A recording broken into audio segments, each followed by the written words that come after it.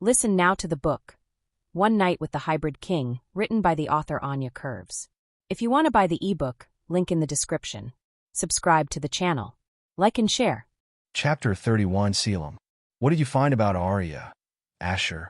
My question comes out with a weight that I can barely hide, concern stiffening every muscle in my body. Her absence has been slowly eating at me, and now, the tension is almost unbearable. Not good news, Majesty. Asher approaches with calculated steps, his serious expression reflecting the gravity of the situation. I scoured the nearby security cameras. The last image of Aria is from a week ago. His voice carries a sorrow that makes me even more alert. She was taken by a van. I traced the vehicle owner, and it seems to be her former boss. Maybe the wife is involved. The sense of disbelief hits me like a punch. You're saying that Aria was kidnapped more than a week ago, and no one filed a police report? My voice explodes, reverberating through the office with a mix of anger and disbelief. The idea that she has been missing for so long without anything being done is unbearable. Asher is unfazed by my outburst. There was a report filed by her mother, Majesty. But the human police didn't investigate thoroughly. They think Aria ran away to avoid judgment. My vision narrows, dominated by rising fury, and in an impulsive act, I throw the chair against the wall with such force that the noise echoes through the room, the wooden slats breaking on impact.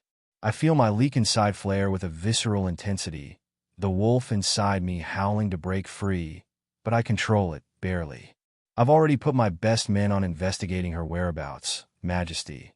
Asher continues, maintaining his composure, as if he hadn't just witnessed my explosion. The response isn't enough. Not for me. This isn't enough.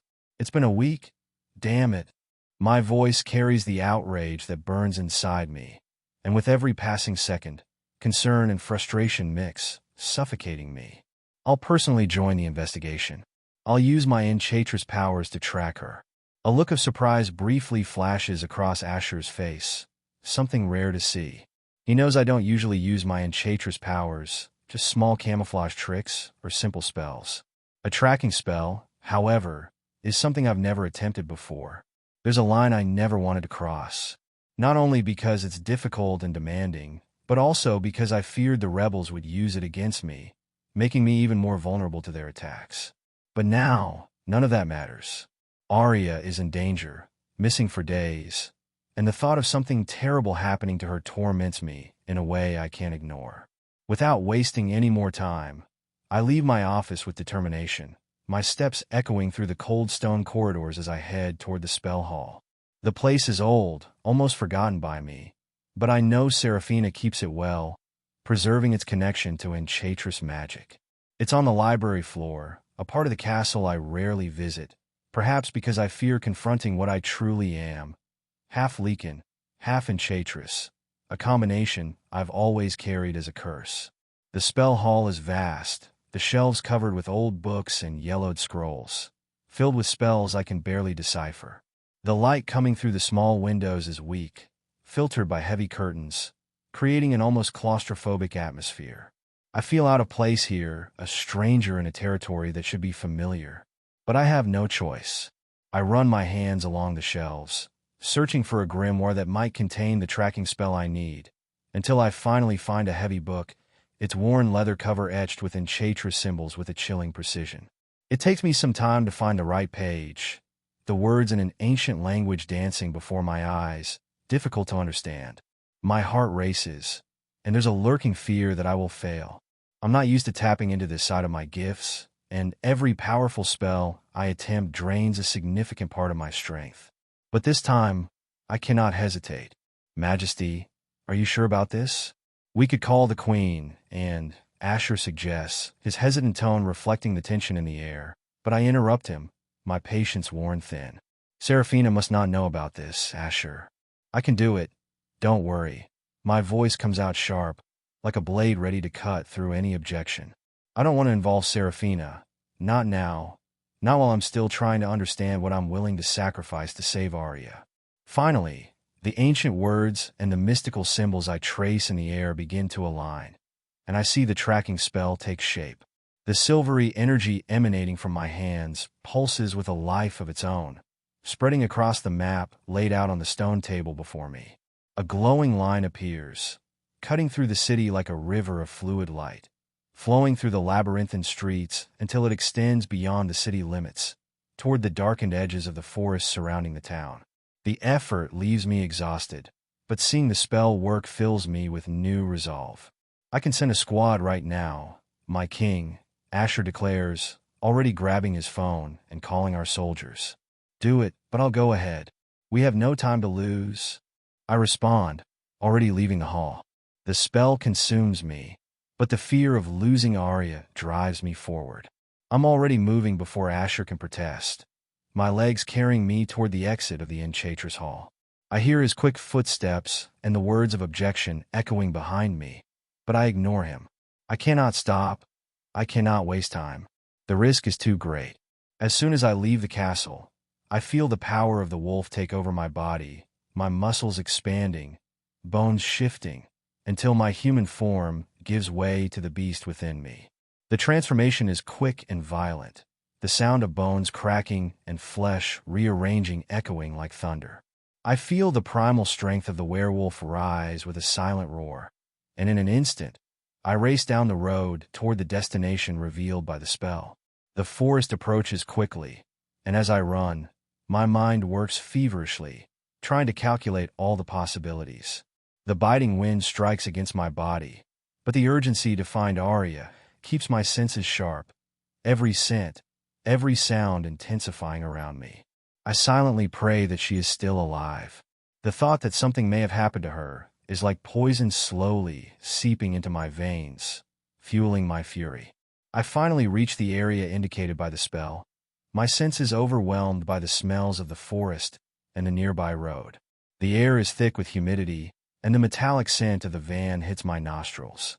It's partially covered by branches, a hurried attempt to hide it, but nothing escapes my perception. I sniff the air deeply, searching for any trace of Aria, and follow the scent to an abandoned cabin, barely standing, its old wooden walls creaking in the wind. Even from a distance, my supernatural hearing picks up voices from inside the cabin. My heart beats erratically as I recognize the first voice, Aria. A wave of euphoria and relief almost washes over me, but the tension still persists. Without wasting time, I transform back into human form, my skin and bones returning to their original state with a speed only desperation can provide. I race through the dark, damp corridors of the cabin, the smell of mold and decay saturating the air, until I find the source of the voices. With a powerful move, I slam my fist against the door, and it gives way, crashing to the ground with a deafening thud. What I see next freezes me for a moment, shock and rage colliding within me like a storm on the brink of exploding. Before me, a terrifying scene unfolds. Aria, her expression frightened and vulnerable, is tied to a chair in the center of the room, her hair disheveled, and a mark of dirt on her face. Behind her, a middle-aged woman, her eyes hardened with hatred, holds a knife pointed at Aria's neck. The gleam of the blade shines in the faint light, threatening at any moment to make a fatal move. Chapter 32, Aria. Don't come any closer. The woman's voice rings with a mix of desperation and threat. She grips my shoulder tightly, her sweaty hand trembling slightly, while the other holds the knife against my neck. The cold metal brushes against my skin, and my breath becomes shallow, controlled, trying to avoid any movement that could make the blade sink deeper. Caelum raises his hands in a pacifying gesture, moving slowly, his steps deliberate, each movement a careful attempt to keep the situation from exploding into violence. There's something in the way he moves, a contained confidence, a silent strength. His presence stirs a mix of emotions within me. How did he find me here? You don't need to do this, ma'am, Caelum says, his voice low and soft, almost like a whisper trying to calm the chaos. Believe me, I can help you. For a few seconds, Caelum's eyes meet mine, a brief and simple moment, but I feel a wave of calm wash over my body as it happens. If it's some spell Caelum is casting on me, I have no idea, but I'm grateful for the feeling amid the chaos that has settled. I'm sorry, Your Majesty, the woman replies, her tone full of frustration and fear. But I highly doubt you can. I'll be accused of kidnapping and murder. Even you cannot absolve me of the death penalty for that. Her voice trembles slightly, revealing the panic she's trying to hide. Her fingers tighten around the knife's handle, and I feel the slight pressure of the blade increase against my neck. I can give you an out. An escape, Caelum responds, desperation in his voice. You can leave here, and I swear by the crown of the kingdom of Veridiana, we won't pursue you. I can personally provide a new identity somewhere far from here, where human justice will not be able to find you. For a moment, the silence between us is deafening. Caelum's offer hangs in the air, heavy with promises that could change the woman's fate. The offer is tempting. I don't know if Caelum is bluffing or not. He wouldn't allow a criminal like her to escape just to save me, would he? I'm just a human, and so is she. We have no connection to King Caelum. Why is he here saving me? A new identity isn't enough, Your Majesty, the woman retorts, her tone now more calculating, as if weighing the possibilities. To start over, I'll need money. She hesitates, but soon continues. And a car, too. My heart races as her request becomes more specific. She's considering Caelum's offer, and it gives me a fragile hope. Of course, whatever you want, ma'am. Caelum replies without hesitation. I can get over 30,000 in cash along with a car. Just keep Aria alive and free. The air in the room grows heavy, filled with the tension of the moment. I feel cold sweat trickle down my neck, mixing with the blood that has already started to pool around the edge of the blade pressed against my skin. Caelum continues moving closer, his steps slow and deliberate, as though he's walking on glass. Miss won't like this, not one bit, the woman murmurs nervously, her voice full of uncertainty. I feel the knife slip slightly, and soon a sharp sting appears on my neck. The cut is superficial, but blood flows hot and sticky, staining the collar of my clothes. The momentary terror freezes my body, but I force myself not to make any movement that could worsen the situation. Caelum's eyes widen when he sees the blood, his expression of disguised fear shining for a moment before he regains control. She won't know a thing, I guarantee that, ma'am. He speaks quickly, trying to dissipate the growing tension. I'll call my right hand, all right?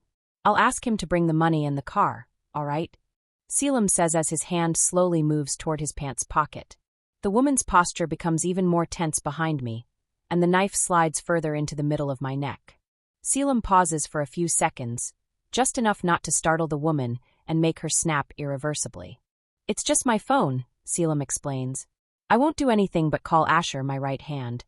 I swear there's no need to hurt her. Time seems to slow, each movement stretched as if we were trapped in a distorted reality. I watch Caelum pull the phone from his pocket, type the number with precision, and the call is made. At the same time, I feel the warm blood trickle down my neck, staining my clothes further, the woman murmuring incoherencies about the miss and how she won't like this. Asher will be here with the money and the car in 10 minutes, all right? Caelum says, his voice filled with conviction, though there's noticeable nervousness beneath it. Everything will be fine, ma'am. You'll be able to leave here and have a new life far away from here.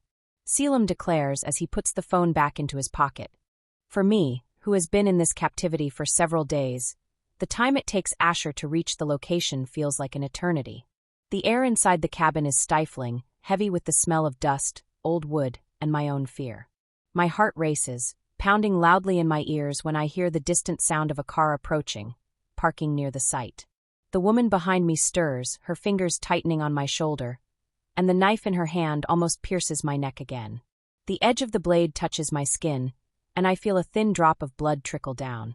Calm down, ma'am. It's probably just Asher, my right hand, Caelum declares hastily, noticing the growing tension of the kidnapper. His normally authoritative voice now carries urgency, trying to prevent the disaster I sense at every moment. He moves toward the window blocked with boards, stretching his body to peek through the small cracks. For a moment, only silence fills the space, broken only by my heavy breathing and the muffled sound of footsteps outside. Caelum turns to us and confirms with a brief nod. It's him, ma'am, as promised. Now release Aria, Caelum commands in a firm voice. The woman lets out a nervous, tense laugh, wavering between desperation and caution. Not yet, Your Majesty. I need her. Her voice is loaded with distrust, and the pressure of the knife against my skin intensifies. Who guarantees me there aren't other soldiers of yours armed, ready to capture me the moment I step outside? In a swift and impatient motion, she unties the rope that had bound me to the chair, almost throwing me to the ground as she forces me to stand. My legs tremble, unstable and weak after so many days of immobility. The weight of captivity seems to have drained my strength, and the simple act of walking becomes a struggle against my exhausted body. She pulls me roughly, using me as a human shield as we cross the narrow, dirty hallway of the cabin. Caelum follows us with measured steps, keeping a safe distance, but always close enough to act. His gaze is fixed on me, and no matter how hard I try, I can't decipher what's going through his mind. There is concern in his eyes mixed with something else, determination, perhaps. As soon as we step out of the dark, claustrophobic interior of the cabin, the sunlight hits me with an overwhelming intensity. My eyes, accustomed to the dimness, immediately contract, and the brightness leaves me disoriented for a moment. I almost trip as I descend the decaying wooden steps covered in moss, but the woman behind me holds me tighter, as if I were a puppet in her hands.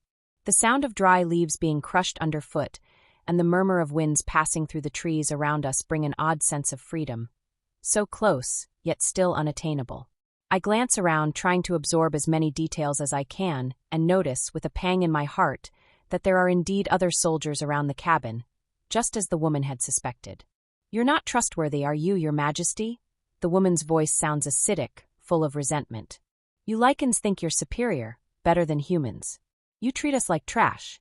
She drags me through the dirt of the forest, the ground covered with dry leaves scratching my feet as pain pulses through my weakened muscles. We approach the car Caelum had arranged for her, parked among the trees. "You can leave, ma'am, we won't pursue you. But free Aria now," Caelum commands, his voice heavy with authority, but also urgency. The woman hesitates for a brief moment, her body trembling. I feel her irregular breath on the back of my neck, and the suffocating heat of her proximity makes me break into a cold sweat. "I'm sorry, girl," she whispers in my ear, her voice hoarse and resigned. Before I can process her words, the shrill sound of a gunshot echoes through the forest, breaking the silence like thunder. The woman's body slams hard against the car, her weight pushing me forward. Everything happens too quickly for my mind to follow. I feel the cold blade of the knife cut into my neck. Chapter 33 Caelum. I watch every movement of the woman with the precision of a predator on high alert, each step echoing in my ears like a warning of imminent danger. Her eyes sweep the surroundings with a mix of desperation and fear, but it is her heart that truly reveals her fragility. I hear with clarity the irregular beats of her heart, quickened and erratic, like a war drum about to burst. Her hands, gripping the knife against Aria's neck, tremble, barely able to maintain control over the sharp blade. Sweat drips down the woman's forehead, and I can smell the acidic scent of her fear mingling with the damp air of the forest. My mind boils with silent curses as I notice the presence of my soldiers surrounding the cabin. They are following orders, doing exactly what was instructed, protecting me at all costs. But now, in this delicate situation, their presence only increases the tension. The woman's irrational fear grows with each soldier hidden among the trees, and Aria's life depends on the fragile balance between maintaining control or unleashing irreversible chaos. "Let her go now!" My voice echoes firmly and imposing through the surroundings. I try to stay calm, but the sound of my own voice betrays the desperation I'm trying to suppress. I watch with almost obsessive attention the movements of the woman as she drags Aria toward the car. And then chaos sets in. The sound of a gunshot cuts through the air, violent and unexpected, like the roar of a sudden storm. In an instant, the forest, which seemed almost still before, awakens in a whirlwind of action. My soldiers move around me in a precise choreography, forming a protective circle around me. Their weapons are ready, their eyes scanning every corner of the forest for the origin of the shot. But no matter how much they try to protect me, the true threat has already manifested. The smell of blood fills the air with astonishing speed, impregnating my nostrils with its metallic pungency. It's a familiar scent, but this time, it carries with it a visceral urgency. My heart races, and a wave of panic takes over me when I realize where the smell is coming from. Aria. I see her fall, slow and heavy, as if the very earth is pulling her down. The sound of her body hitting the ground hits me like a punch, and for a brief moment, the world seems to stop. The voices around me, the soldiers' footsteps, all become muffled by the deafening sound of my own dread. The wound on her neck, a long gash almost spanning from one side to the other, is gushing blood like an uncontrollable fountain. The sight of her blood, dark and bright, flowing across her skin, hits me like a direct blow to the chest. Breaking through the protective barrier formed by my soldiers, I rush toward her with a heavy heart and a mind in despair. The dry leaves crunch under my feet, and each step feels like a monumental effort. I kneel beside Aria, feeling the coldness of her skin under my hands as I press down on the wound, trying to stop the blood from continuing to spill. But it's futile. The blood slips through my fingers, warm and viscous, as if her life is slipping through my hands. Aria's face is horrifyingly pale, almost translucent, as if death is already lurking nearby. Her lips are parted, but no sound escapes, only a faint sigh, as if her strength is fading. I can't think, I can't reason. All that matters is keeping her alive, no matter the cost. Without hesitation, I begin to chant the ancient healing spell, the words of my ancestral enchantress echoing instinctively in my mind. I feel the magic pulse through me, weak and wavering, but still present. Beams of golden light form from my fingers and stretch toward Aria's wound, spreading across her skin like a web of life. The spell is powerful, but limited. It was designed to heal injuries in transformed lycans, broken bones, bruises, not deep cuts like this. Still, it is all I have. The magic spreads across her body, but I sense that it is not enough. Her face remains pale, her veins standing out, blue and purple, as though death is already claiming its place. The spell barely manages to stem the blood that still flows. Majesty. The knife was poisoned with Icer nocturnus. Asher says above me, his voice distant, as if miles away from me. My eyes fixate on Aria's face, her lips now tinged with purple, her veins marked by the presence of the poison, protruding under her skin. A primitive and devastating hatred ignites within me. The creature who dared to harm her this way will pay with its life. Send my men to capture the shooter, I shout, my voice laced with uncontrollable fury, tearing through the air. Rage bubbles within me, almost drowning out the pain and desperation, but I need to focus. Aria is still in my arms, and I cannot let her die. My strength wanes with every second that I use my magic. The feeling of emptiness takes over, but I can't stop. Gently, I lift Aria from the ground, feeling her limp and cold body against mine. The blood staining my hands mixes with the scent of the earth and trees around us, creating a chaotic and desperate scene. I run toward the car with Aria in my arms, barely feeling the ground beneath my feet. Asher is already at the wheel, needing no orders. He knows the gravity of the situation. The voices of my soldiers mingle with the sound of the wind passing through the trees. But my attention is completely fixed on Aria, who lies unconscious in my arms. The car begins to move along the steep, obstacle-filled trail, the engine roaring as Asher tries to drive as fast as he can. Each bump causes Aria's body to jolt, and I hold her tightly, trying to shield her from the pain. Her clothes are soaked with blood, just like my hands. With every kilometer, the forest seems denser, as if even nature itself is conspiring against us. The tall, dark trees become an oppressive presence, and the uneven path seems endless. I continue chanting the spell, my voice growing weaker with each repetition, while the golden light gradually fades from my hands. Stay with me, princess. I promise you can slap me as much as you want. Just stay with me, princess. I murmur, my words almost lost in the panic. My lips tremble as desperation drips from every syllable. I hold Aria tighter, as if my grip could anchor her to life, as if the warmth of my body could push away the cold shadow of death hanging over her. Her silence is like a blade thrust into my chest, and every second that passes without a response, without a sigh or movement, makes my heart tighten in anguish. Her eyes, half open, do not meet mine, and her face is ghostly pale, her lips tinged with blue, almost unrecognizable in its fragility. The car jolts violently over the bumpy trail, and I feel her body thrown forward and backward, but I try to shield her with my arms. The forest around us seems to close in, the tall trees rising like sinister towers against the sky. Their twisted trunks and thick branches block out the sun, turning the path into a trail of shadows.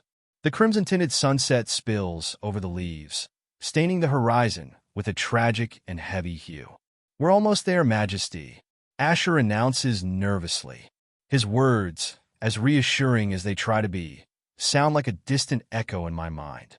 My attention is entirely focused on Aria, on the deathly silence emanating from her body, on the subtle movement of her breath weakening with every passing moment.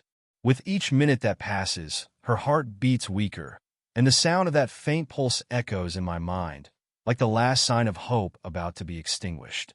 I hear it, even over the noise of the wheels creaking against the road, even over the engine, even over my own screams. I hear it. Aria's heartbeat. Weak. Almost imperceptible. "Damn it, faster, Asher. She's dying." I shout, my voice now broken, almost powerless. There's no more fury in me, only desperation. I feel small, helpless, and the weight of that helplessness is destroying me from the inside. Chapter 34, Caelum. The arrival at the hospital is rushed. The car stops abruptly, the brakes screeching, and Asher is already out, shouting orders to the on-duty nurses. The emergency room feels like a chaotic scene, a mix of white fluorescent lights and the pungent smell of antiseptic mingling with the metallic scent of still fresh blood. My legs barely respond as I exit the car, as if the weight of Aria in my arms is double, triple what it actually is. Her heartbeat, which I can hear with my sharp hearing, is weak, very weak, a barely perceptible drumbeat that eats away at me from the inside. Each second feels like an eternity as I lay her on the stretcher. Desperation flows through my veins, along with the sound of the nurses' voices, out of breath, asking questions I can barely answer. "She was poisoned with Icer nocturno," I explain, my voice sharp, though trembling. The term seems to echo among them, their faces changing, as if a death sentence had been pronounced right then and there. Before I realize it, some hands begin to touch me, to search for wounds that might have hit me too. "I'm fine. Just focus on her now." The shout comes out of me with brute force, my tone reverberating through the hospital corridors like thunder. The nervousness burns through my blood, a fire that threatens to devour what's left of my sanity. I can feel the beast inside me growling, the claws on my lycan side trying to tear through the skin, eager to break free. My muscles tremble, my vision flickers, and the control I usually maintain with so much effort starts to unravel. I'm on the verge of losing composure. "Sir, we need to leave before journalists arrive and start reporting all of this. The shooter is still at large. It's not safe for you to stay here, Majesty," Asher warns, his voice calm but alert. He's on constant watch, his eyes sweeping the reception area, every corner of the environment. The emergency room now feels too small, suffocating, with the curious and frightened looks of the few people present. Lycans, my subjects. They look at me with expectation, some with fear, others with respect, but none of them understand what I'm feeling right now. Aria has already been taken to the restricted area of the hospital. "Call more soldiers. Place 5 guards at each entrance to the hospital. I won't leave here until I have news of Aria," I order Asher. "But Majesty," Asher begins to argue. "This is an order." I interrupt him with a shout, the sound of my voice making the windows vibrate with the authority that exists within me. Asher straightens up and nods. "Yes, Majesty." He agrees at last, stepping out of my line of sight. I pace back and forth in the hospital lobby as if it were possible to open a hole in the ground. My heavy boots thud against the cold floor in a rhythmic pattern, a sound I can barely register amidst the mental chaos I'm in. My hands are still covered in dried blood, and no matter how much I try to clean them, the smell of her blood lingers on my skin and my pores.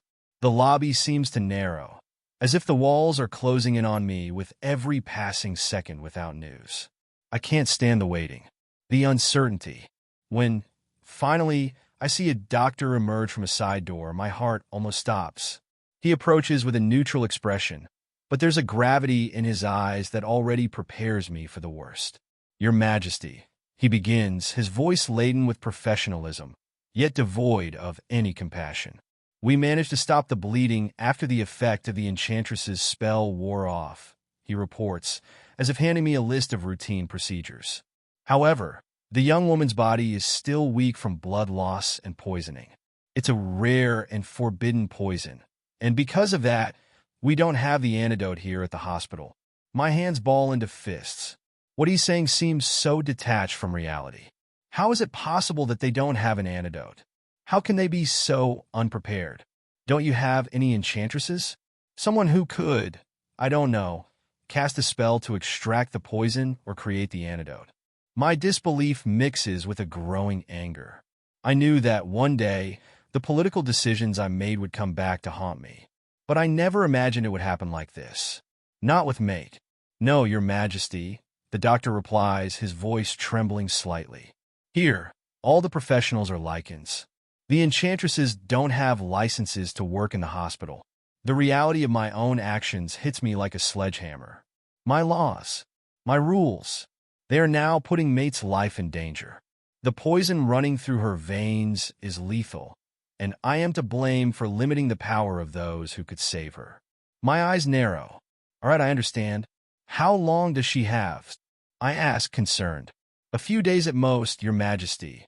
The doctor answers with sorrow in his voice. Damn it, damn it, damn it. I curse, my voice echoing through the lobby, the sound of my anger and frustration reverberating throughout the hospital. Asher appears at my side in an instant. Asher, we're going back to the castle. I need to get the antidote from the vault. The journey back to the castle is a haze of urgency and despair. Asher drives much faster this time, the car nearly flying down the road, but every second feels like an eternity. When we finally arrive, I barely wait for the car to stop before running toward the vault. The castle, with its long, winding corridors, now feels like a labyrinth, but I know every inch of it. I reach the secret vault and head straight for the wall, where we keep the poisons and their corresponding antidotes, searching through the shelves organized alphabetically. When I finally reach the shelf that should hold the antidote for Acer Noturno, a cruel emptiness stares back at me. Son of a bitch! I curse in fury. The anger and helplessness of not being able to control the situation explode inside me, knocking everything in my path and throwing anything I can reach. Guilt starts to gnaw at me. I should have come to the vault sooner, like I told Asher I would. But I never thought that I could come from here to the disaster that befell mate.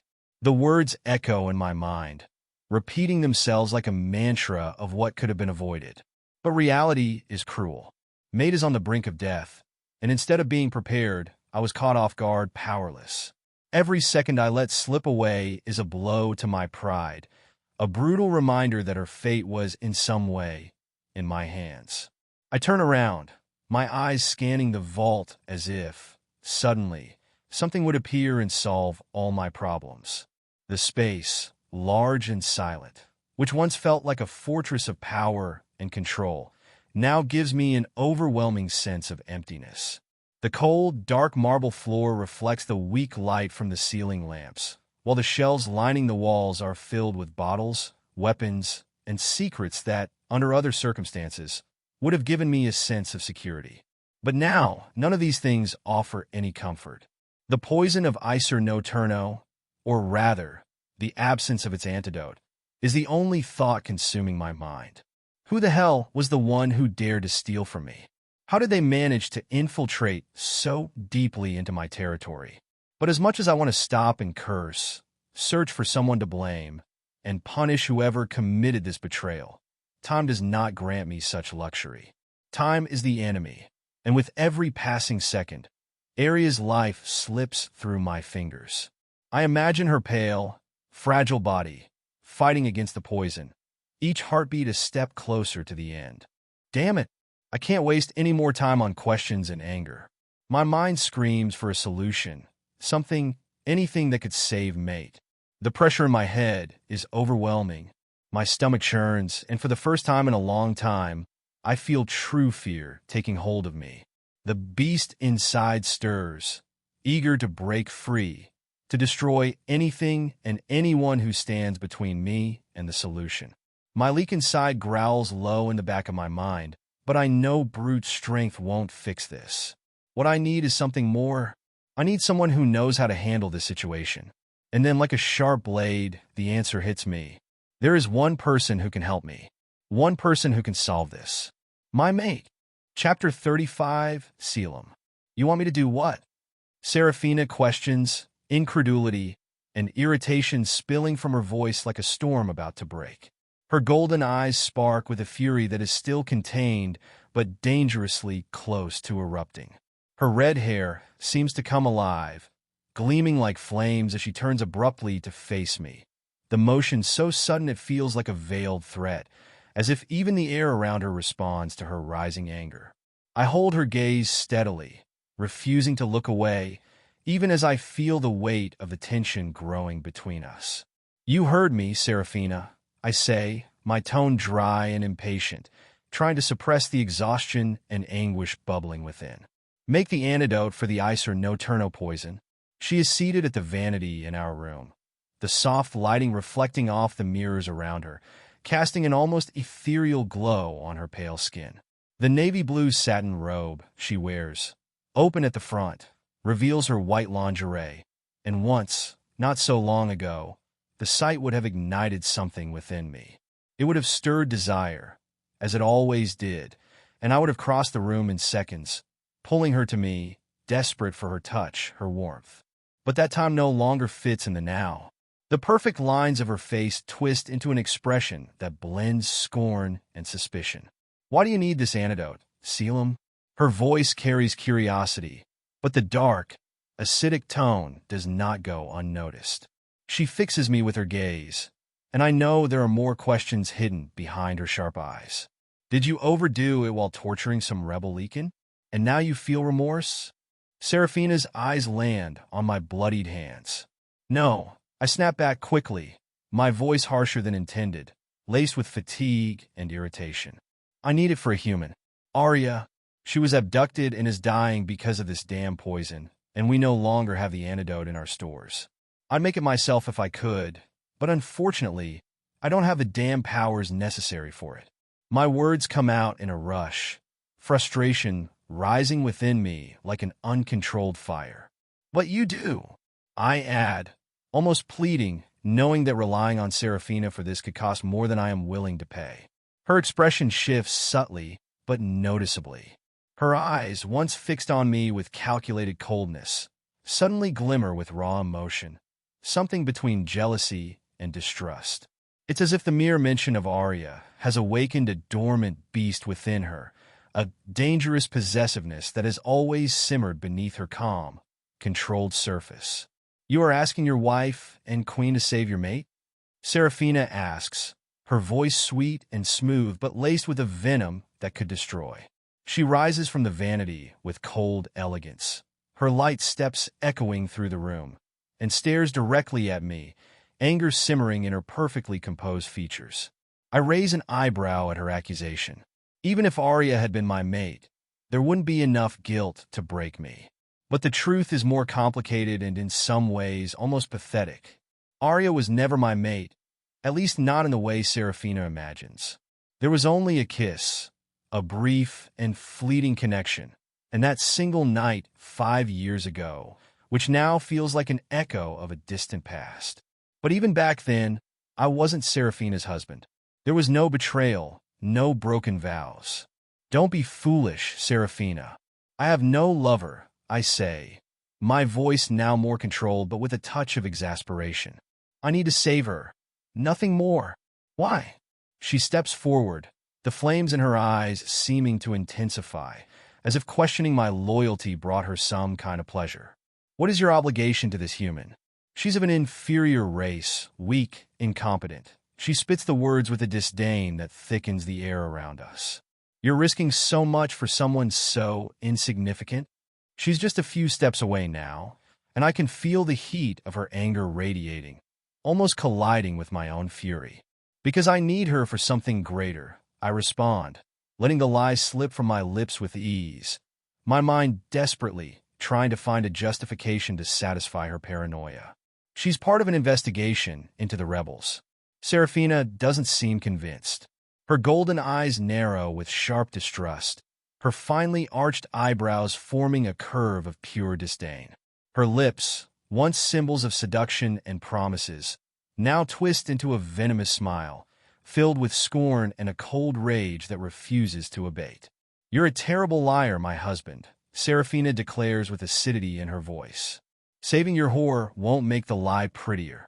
Hearing Seraphina insult Aria in such a way stirs something wild within me. It's as if the deepest, most primal part of me has been forcefully awakened, a beast long dormant, provoked beyond its limits. My lycan side surges forth before I can stop it.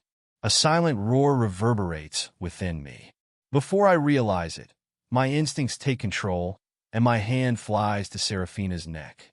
My fingers close around her skin with brutal force, and in one swift motion, I lift her off the ground as if she weighs no more than a feather. Her eyes widen for a moment, the light in them mingling with shock and fear, emotions I rarely see in Seraphina, so accustomed is she to being the master of herself. But now, she's at the mercy of my wrath. I grip her tightly, more than necessary, feeling the pulsing warmth of her neck beneath my palm. Her breath becomes ragged, and the sound of her choked gasps fills the room as her delicate fingers claw at my arm, trying futilely to break free.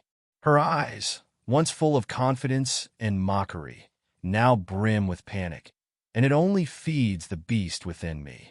"I am your king, Seraphina," I growl, my voice low and laced with an authority she hasn't respected in far too long. I try to rein in my fury, but there's something so visceral about this moment that my words emerge as a veiled threat. Seraphina, struggling for air, attempts to free herself, her nails digging into my skin, but it's useless. "And what I command, you must obey." The words come out harsh and cold, charged with a power that makes the air between us vibrate. There's no room for her insolence here. But the truth is, I'm as desperate as I am angry. Aria is dying, and I need that damned antidote. I can't let Seraphina toy with someone's life, even if that life belongs to a human. If it means pushing Seraphina to the limits of her obedience, so be it. My hand loosens slowly, and Seraphina falls to the ground with a dull thud, her bare feet hitting the cold stones with a soft crack. She kneels, gasping, her hands immediately flying to her neck, rubbing the bruised skin where my fingers had gripped her.